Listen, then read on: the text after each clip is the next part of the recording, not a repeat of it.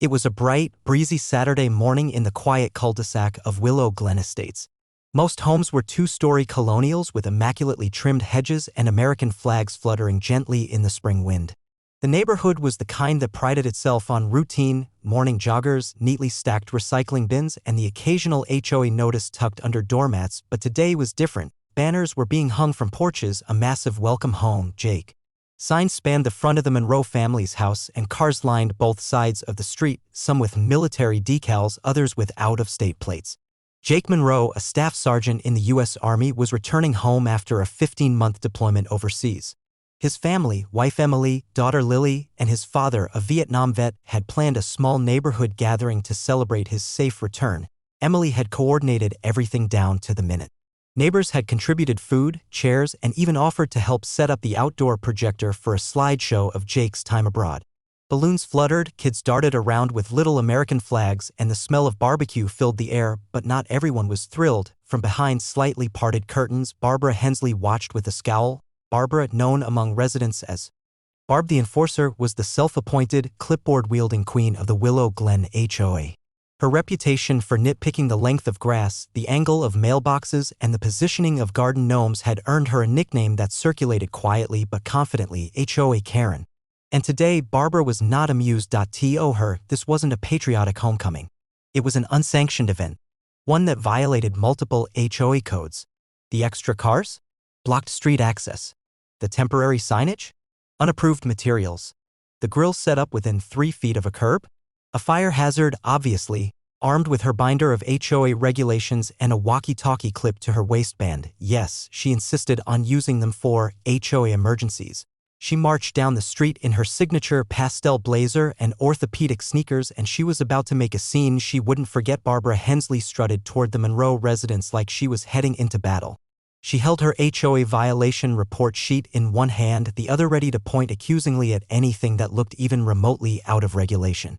The laughter, music, and casual camaraderie felt like nails on a chalkboard to her finely tuned suburban sensibilities. As she reached the edge of the driveway, her voice cut through the joyful noise like a buzzsaw. Excuse me.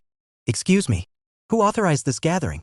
Emily Monroe, still holding a tray of lemonade, turned with a confused smile. Hi, Barbara. It's a homecoming for Jake. He just got back from deployment today. I'm well aware, Barbara said, tightening her grip on the clipboard. But that doesn't change the fact that this is a non-compliant assembly. You didn't submit an event permit to the HOA board. You've got unregistered vehicles lining the street, signage that violates the maximum square footage, and I can only imagine how many decibels that speaker is projecting. A hush began to fall over the crowd. Neighbors glanced at one another uncomfortably. The festive energy began to flicker like a candle in the wind. Emily blinked, trying to stay composed.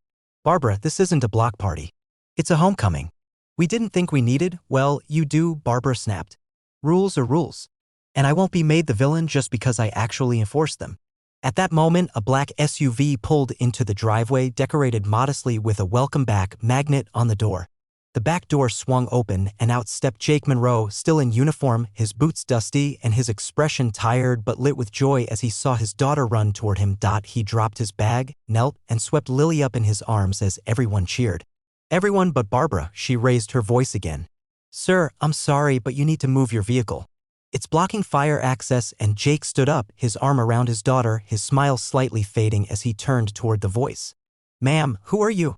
Barbara puffed herself up. I'm the HOA compliance liaison for Willow Glen Estates. And this entire spectacle is in direct violation of multiple neighborhood codes. I'm going to have to issue a formal citation. Emily's face flushed with embarrassment and frustration. Barbara, please. Can this wait? But Jake gently handed Lily back to Emily and stepped forward. No, it's okay. I'll handle it. The energy shifted. His stance straightened.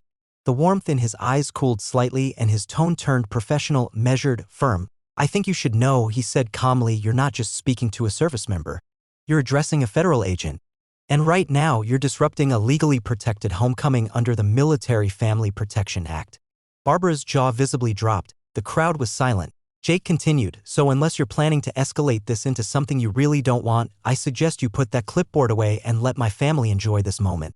Barbara opened her mouth, then closed it. She looked around, suddenly aware of the phones recording her, of the unfriendly eyes staring her down. Without another word, she turned sharply and stormed back down the street, clip-clop, clip-clop. All the way to her perfectly HOA-compliant lawn. By the time Barbara reached her front porch, she realized her hands were shaking, not from fear, but from rage. She slammed her front door shut and yanked open her laptop. If the HOA board wouldn't back her up in person, she'd handle it digitally. She began furiously drafting an email titled, "Violation of Neighborhood Code, Immediate Action Required." Meanwhile, just a few houses down, the party was slowly resuming. Jake hugged every neighbor he recognized and introduced himself to those he didn't. The tension Barbara brought had left a residue, but it was fading, replaced by laughter, music, and a steady stream of grilled burgers and potato salad. Still, the incident hadn't gone unnoticed. Clara Johnson, a college sophomore home for spring break, had caught the entire confrontation on video. She'd uploaded it to Reddit under the r/entitled People subreddit with the caption, "HOA Karen tries to shut down military homecoming, didn't know service member is a federal agent." Within an hour, the post had gained thousands of upvotes. 10 hours later, it was on the front page. By Sunday morning, the Monroe home had received flowers from strangers, thank you cards from veterans, and even an offer from a local news station wanting to do a piece on community resilience and military appreciation. But across the street, Barbara was losing her mind. Her inbox was flooded with hate mail, memes, and links to TikToks of her yelling in slow motion with dramatic music playing behind her. Someone even edited a video of her clipboard catching fire like a movie villain's final scene. Despite her best efforts, the HOA board had gone silent. On Monday, Barbara finally received a call, but not from a board member. From a legal liaison. It turned out Jake hadn't been bluffing about federal protections. A military spouse had already filed a formal complaint against her, citing emotional distress and unlawful disruption of a military homecoming. That night, Barbara sat alone at her kitchen table, flipping through the now viral comments. One stuck out. "The worst kind of authority is the kind that doesn't understand what real service looks like." She closed her laptop slowly, and for the first time in years, Barbara didn't feel powerful. By Tuesday, the Willow Glen HOA board called an emergency meeting, the kind where no one pretends it's just about landscaping budgets. The board president, Alan Keating, was a mild-mannered retiree who usually only got involved when someone painted their door the wrong shade of beige. But after the incident went viral and local news vans started circling the neighborhood like hawks, he had no choice but to address the chaos. "Let's just be clear," Alan said, tapping his pen on the table. "We have never had national media coverage. And we certainly don't need it because of a clipboard crusade." Barbara sat stiffly at the edge of the table, her lips pinched into a tight line, arms crossed over her freshly printed stack of neighborhood codebooks. "I was enforcing protocol," she snapped. "If we start making exceptions, we lose order." That party was in blatant violation, unapproved signage, illegal curb usage, and what? Celebrating a veteran who just got back from risking his life, chimed in Denise from Lot 14, who normally kept to herself but had attended the Monroe gathering with her teenage sons. "We're a community, not a boot camp." The other board members nodded, some more reluctantly than others. Alan sighed. "Barbara, whether you like it or not, this has become a PR nightmare. You're trending on Reddit and TikTok as Federal Karen." Barbara flushed. "That's slander." "No, it's the internet," Alan said dryly. In a unanimous vote, save for one abstention, Barbara herself, the board officially stripped her of her HOA enforcement privileges. She would remain a resident but could no longer issue citations, conduct inspections, or speak on behalf of the HOA in any capacity. When she left the meeting, her infamous binder was still clutched to her chest, but for once, it wasn't wielded like a weapon.